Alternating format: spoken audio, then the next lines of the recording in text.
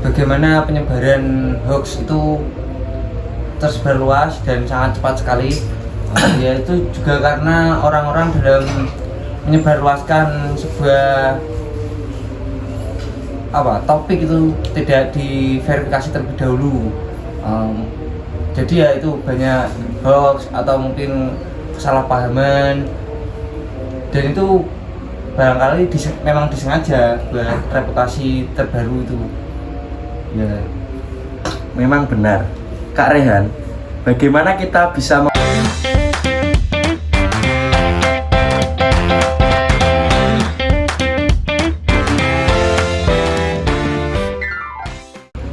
Selamat datang di podcast pada hari ini. Kita akan membahas tentang dampak hoax dan pentingnya verifikasi informasi. Bersama saya dan ada dua narasumber yang ahli dalam bidang ini. Di kanan saya ada Kak. Perkenalkan, nama saya Aluston Rehan dari Manajemen Dakwah Angkatan 23 dengan NIM 045. Dan di kiri saya ada Kak. Ya, perkenalkan, nama saya Muhammad Salahuddin dari jurusan Manajemen Haji dan Umroh, Fakultas Dakwah dan Komunikasi, dengan NIM 054 Angkatan 21. Oke, mari kita mulai. Kak Solah, bisa Anda jelaskan tentang dampak hoax? Sebelumnya pengertian hoax itu sendiri secara simpelnya ya, hoax itu kan berarti informasi yang tidak benar atau palsu. Jadi hoax ini bertujuan untuk menyesatkan orang lain atau untuk kejahatan-kejahatan lain. Dan dampaknya orang-orang yang terkena hoax ini macam-macam. Semisal dalam hal kesehatan, jikalau ada orang yang terkena berita hoax tentang kesehatan, maka orang tersebut berpotensi bisa mengalami atau salah obat, bisa kan.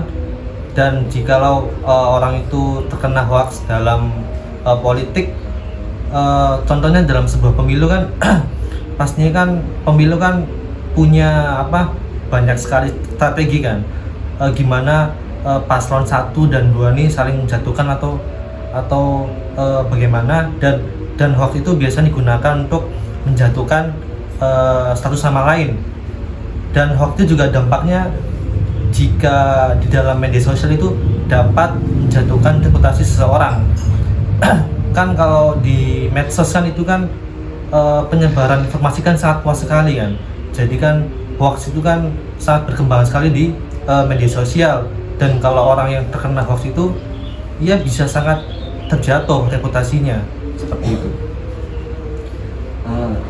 Ya betul sekali, di dunia ya, jurnalisme ini sering melihat bagaimana penyebaran hoax itu tersebar luas dan sangat cepat sekali. Ya itu juga karena orang-orang dalam menyebarluaskan sebuah topik itu tidak diverifikasi terlebih dahulu.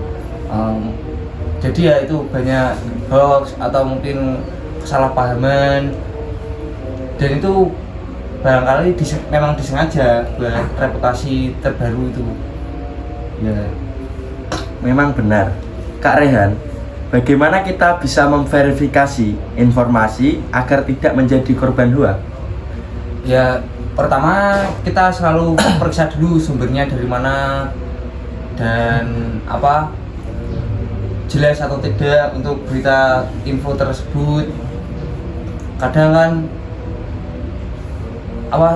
di dalam sosmed itu mudah sekali ya, FYP.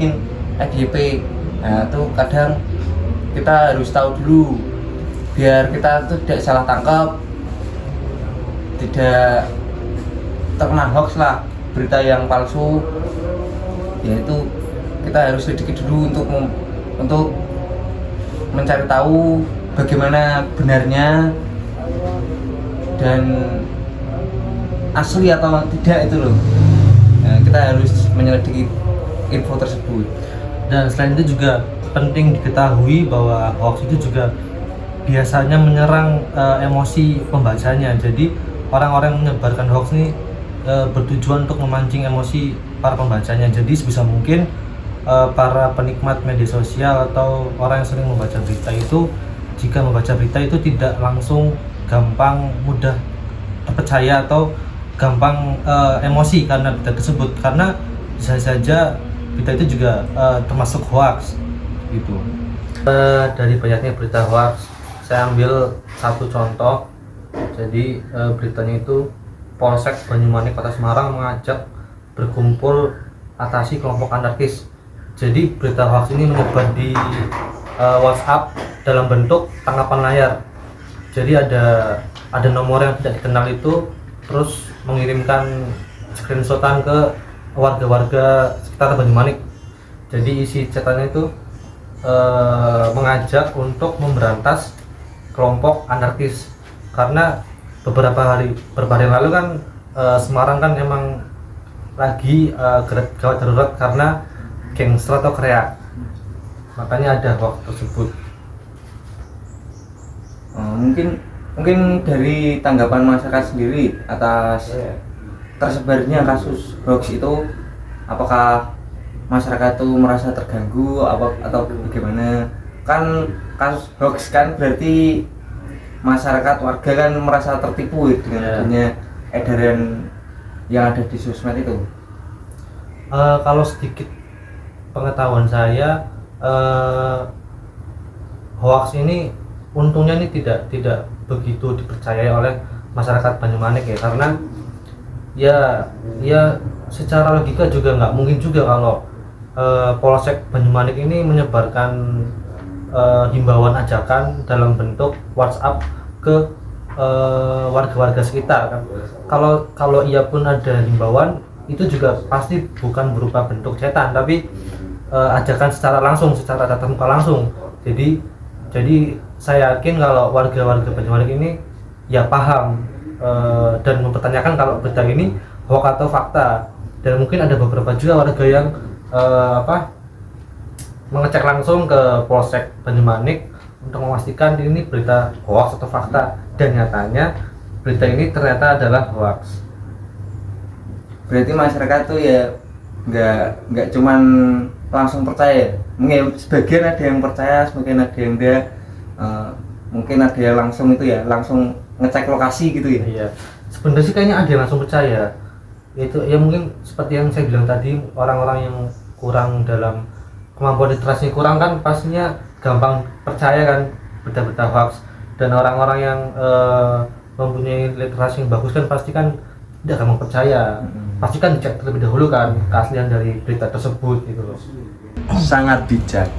Apa pesan yang ingin Anda sampaikan kepada pendengar kita, Kak? Ya, siapa ini? Untuk Kak Solah? Kalau saya, pesan saya di dalam karena ini kan zaman sekarang kan era globalisasi ya. Jadi teknologi kan sangat berkembang pesat. Jadi saran saya untuk para penikmat media sosial itu untuk meningkatkan kemampuan literasi. Jadi kan kalau kita mempunyai kemampuan literasi yang baik kan kita bisa membedakan mana berita yang hoax dan mana berita yang asli gitu. Ya, untuk pesan saya itu ya selalu waspada supaya tidak mudah tertipu dengan info-info, dengan berita terbaru, trending terbaru. Ya mungkin gitu. Terima kasih Kak Rehan dan Kak Solah atas wawasan yang sangat berharga hari ini. Semoga podcast ini bisa membantu meningkatkan kesadaran kita semua tentang pentingnya memverifikasi informasi dan bahaya hoax. Iya, mudah-mudahan sih. Ya, sama-sama, semoga bermanfaat bagi kita semua, mungkin untuk bagi pendengar, untuk ya orang-orang sekitar yang memerlukan, yang penikmat berita. Ya, begitu. Sampai jumpa di podcast berikutnya. Tetap kritis dan bijak dalam menggunakan informasi. Bye bye.